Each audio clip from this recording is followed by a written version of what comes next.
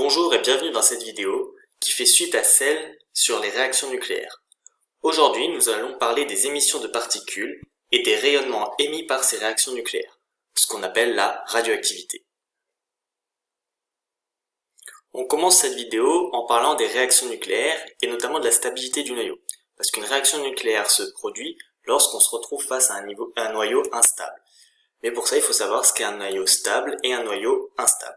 Et pour ça, nous allons étudier le graphique ci-contre qui représente le nombre de neutrons d'un noyau atomique en fonction du nombre de protons et qui indique si ce noyau est stable ou instable. En effet, sur ce graphique, sont représentés ici, au milieu, en noir, les noyaux dits stables. C'est ce qu'on appelle la vallée de stabilité. Les autres noyaux qui sont représentés en bleu, en orange ou en jaune sont des noyaux instables qui vont donc subir des désintégrations.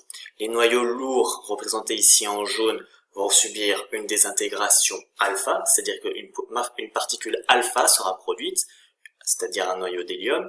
Les noyaux bleus qui possèdent plus de neutrons que de protons, eux vont subir une radioactivité bêta-, c'est-à-dire qu'ils vont émettre un électron. Et les noyaux orange qui possèdent une part de protons un petit peu plus élevée, eux vont subir une radioactivité bêta+, c'est-à-dire qu'ils vont émettre des positons.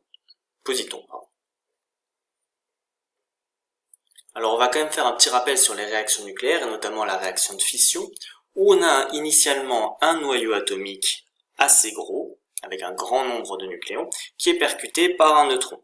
Sous l'effet de ce choc, ce noyau va subir une fission et donc se séparer en plusieurs noyaux de plus petite taille et libérer là aussi d'autres neutrons qui vont choquer d'autres noyaux de grande taille et réaliser d'autres fissions nucléaires. C'est le principe de réaction en chaîne.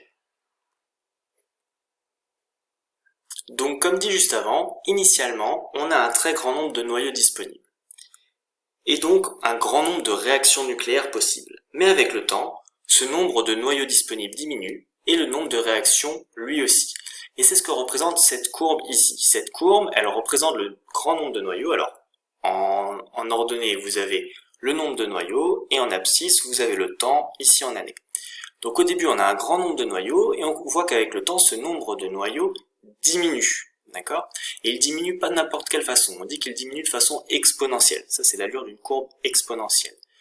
En effet, ça veut dire qu'au début, on a une diminution importante et avec le temps, cette diminution devient moins importante. Donc cette courbe, elle respecte la loi de décroissance radioactive qui est exprimée ici. N de t, c'est le nombre de noyaux en fonction du temps, est égal à N0, c'est le nombre initial de noyaux, ici, fois exponentielle de moins t sur taux. Et taux, c'est une caractéristique de ces noyaux en particulier.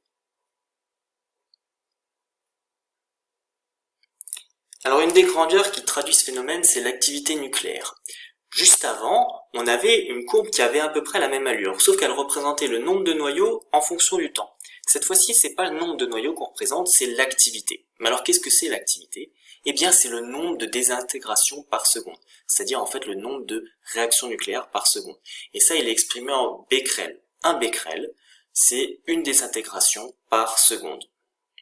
Et on voit là aussi que l'allure de la courbe, c'est l'allure d'une courbe exponentielle. Et d'ailleurs, la loi de décroissance radioactive, elle est notée A de t égale A0 fois exponentielle de moins t sur taux. Et cette fois-ci, A de t, c'est l'activité en fonction du temps, c'est-à-dire le nombre de désintégrations par seconde en fonction du temps. Et c'est égal à A0, c'est le nombre d'activités initiales, qui est directement lié au nombre de noyaux. Pour avoir une idée du temps que va mettre un élément chimique à ne plus être radioactif, on utilise le temps de demi-vie. Le temps de demi-vie, c'est la durée pour laquelle l'activité initiale elle est divisée par 2. Donc, à la base, on a une activité initiale, ici en becquerel, qu'on peut noter A0, qui vaut ici 1000 becquerels. Et on voit qu'avec le temps, cette activité, elle diminue en fonction du temps. Et donc, le temps de demi-vie, ça va être le temps pour lequel cette activité elle est divisée par 2. Donc, l'activité initiale, elle vaut 1000, donc la moitié, c'est 500. A0 sur 2, ça va valoir 500. Et ça va nous permettre d'obtenir le temps de demi-vie correspondant, ce qui veut dire 30 années ici. Alors jusqu'à présent, on a parlé de la loi de décroissance radioactive, c'est-à-dire le fait qu'on avait un grand nombre de noyaux, une réaction en chaîne et avec un nombre de noyaux qui diminue et avec une activité qui diminue.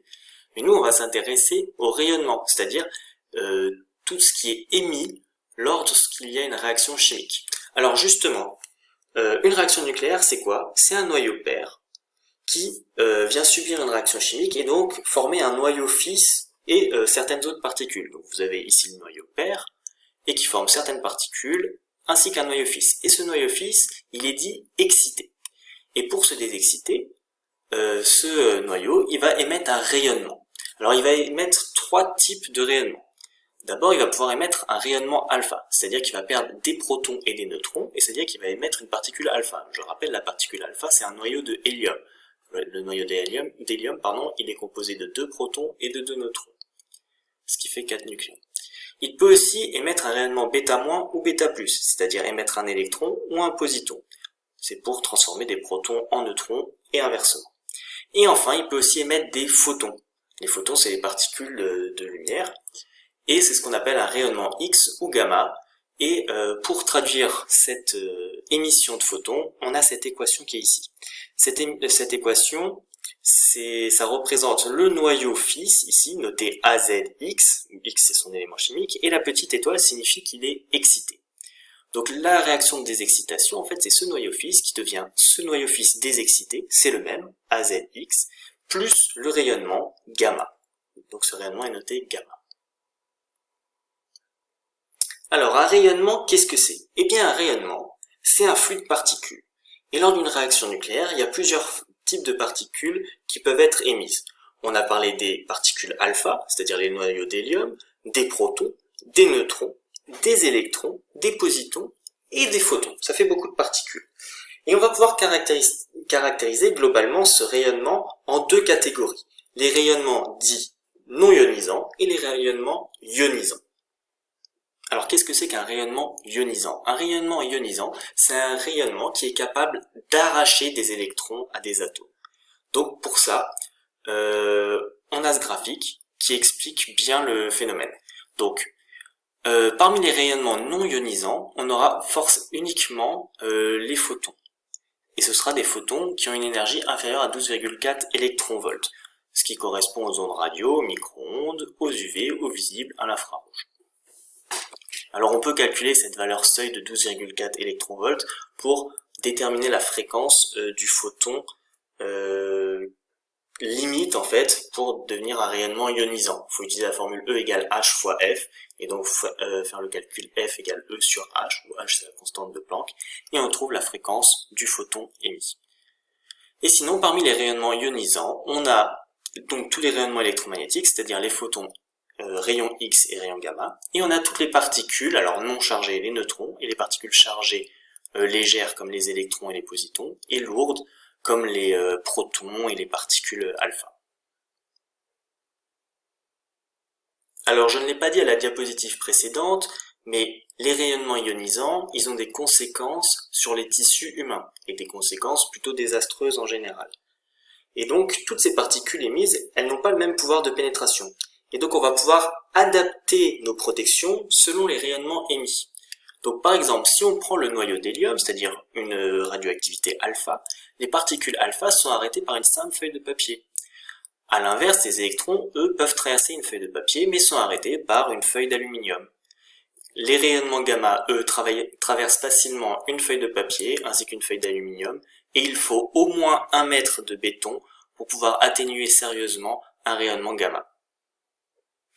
Et les neutrons d'ailleurs traversent les feuilles de papier, les feuilles d'aluminium et 1 mètre de béton sans grande difficulté. Alors je profite de cette vidéo pour faire un petit rappel sur le spectre électromagnétique et donc l'énergie d'un photon émis. Ici vous avez le spectre électromagnétique des ondes électromagnétiques, avec en haut un axe qui représente la fréquence orientée vers la gauche, et en bas un axe qui représente les longueurs d'onde orientées vers la droite. Donc les longueurs d'onde s'expriment en mètres, et les fréquences en hertz.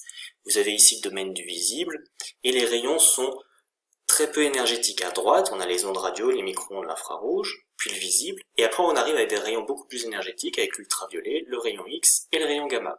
Et justement, la formule de l'énergie d'un photon, elle est donnée ici, c'est delta E égale H fois F, ou H fois nu, où E c'est l'énergie du photon, H c'est la constante de Planck qui vaut 6,62 fois 10 puissance moins 34 joules seconde, la fréquence F s'exprime en Hertz, Et c'est aussi égal à h fois c sur lambda, donc la constante de Planck, fois c, c'est la célérité de la lumière, qui vaut 3 fois 10 puissance 8 mètres par 3 fois 10 puissance 8 mètres par seconde, et la longueur d'onde lambda, qui s'exprime en mètres. Vous avez aussi ici la conversion entre les électronvolts et les joules, où pour passer d'un électronvolt au joule, on multiplie par 1,6 fois 10 puissance moins 19, et pour passer des joules aux électronvolts, on divise par 1,6 fois 10 puissance moins 19. En réalité, ce qui se passe, c'est lorsqu'on a un noyau qui est excité, il a un état d'énergie supérieur, et il va passer à un état d'énergie inférieur. Et pour ça, il va émettre un photon qui a une fréquence. Et donc cette fréquence, on la calcule avec cette formule. Alors pourquoi ces rayonnements dans les réactions nucléaires ont une telle importance et sont si célèbres? Et ça, c'est parce qu'ils ont des conséquences très sérieuses sur l'organisme. Alors ils peuvent avoir des conséquences immédiates en cas de forte irradiation. C'est en général le cas à proximité des installations nucléaires lorsqu'il y a un incident. Et lorsqu'on a des fortes irradiations de rayonnement ionisant sur un organisme, on a principalement des apparitions de brûlures externes et internes plus ou moins importantes, avec des symptômes qui apparaissent en quelques heures, et qui sont très souvent fatales aux personnes qui ont été touchées. Mais on a aussi des effets à plus long terme, et en général pour des personnes qui sont situées à des plus grandes distances. Alors on a tendance à se dire que c'est moins important, mais ça touche une part de la population beaucoup plus importante. Et donc cette exposition à des doses plus ou moins élevées, qui a déjà eu lieu lors des incidents par exemple de Tchernobyl ou de Fukushima, elle a des incidents sur le long terme, comme avec par exemple l'apparition de cancer ou de leucémie, ou une mortalité infantile très élevée. Pour bien caractériser les effets de ces radiations, de ces rayonnements et ces phénomènes, on a besoin de 3 grandeurs et donc de 3 unités. La première, c'est l'activité radioactive dont on a parlé au début, qui est notée grand A et qui s'exprime en becquerel, notée BQ. Et donc cette activité, ça représente le nombre de désintégrations par seconde. C'est en fait l'intensité radioactive de la source. La seconde unité, c'est l'énergie qui est délivrée par un rayonnement. D'accord ? C'est l'énergie qui est transmise par cette activité nucléaire. Et elle s'exprime en Gray, notée GY. Et un Gray, c'est une énergie massique en fait. C'est l'énergie, c'est 1 joule qui est transmis à 1 kg de matière. C'est en fait un flux énergétique relatif à la masse de l'objet qui subit ce rayonnement. Et enfin, la troisième grandeur qui nous intéresse, c'est les effets biologiques d'un rayonnement, qui s'expriment en sievert, et très souvent en millisievert. En fait, c'est les conséquences d'un rayonnement sur un organisme. Et ça dépend de plusieurs facteurs. Ça dépend du rayonnement lui-même, de la durée d'exposition, et des organes qui sont touchés. Il y a une limite, une norme française qui est fixée à 1 millisievert par an, par habitant, et lorsqu'on travaille dans le domaine nucléaire, cette norme est plus élevée. On va terminer cette vidéo en parlant du problème du stockage, qui n'est pas très souvent abordé dans les médias. Le stockage dépend de 2 grandeurs. Une première grandeur, le niveau de radioactivité, et une seconde, le temps de demi-vie. Alors on constate déjà que lorsqu'on a un temps de demi-vie assez faible, ça veut dire que ces déchets radioactifs ne vont pas être radioactifs très longtemps. Et donc on les entrepose juste dans un local de désactivation, où il est interdit d'aller, bien entendu, le temps que cette radioactivité disparaisse. Mais quand cette radioactivité met du temps à diminuer, c'est-à-dire que le temps de demi-vie est élevé, ce qui compte en fait c'est le niveau de radioactivité. Et plus le niveau de radioactivité va être élevé, plus en fait on va stocker ces déchets profondément, afin de protéger la population avec une grande distance et surtout une grande masse de matière entre la population et ces déchets. Voilà, c'est la fin de cette vidéo qui clôt la partie sur la radioactivité et les réactions nucléaires.